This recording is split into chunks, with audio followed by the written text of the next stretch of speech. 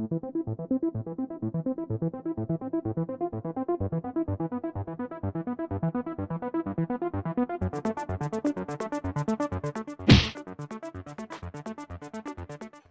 کیا چیز ہے جس میں سے اگر ایک الفابیٹ ہٹائیں تو وہ آپ کے سر پر ہوتی ہے، اور اگر دو الفابیٹ ہٹائیں تو وہ غائب ہو جائے گی، اور اگر کچھ نہ ہٹائیں تو وہ آپ کے نیچے ہوگی؟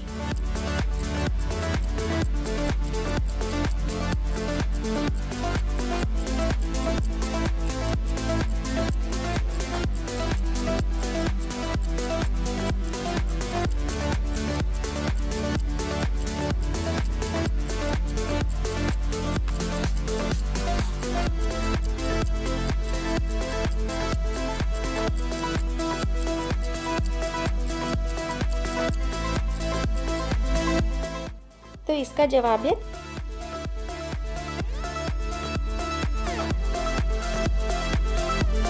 جواب ہے چیئر۔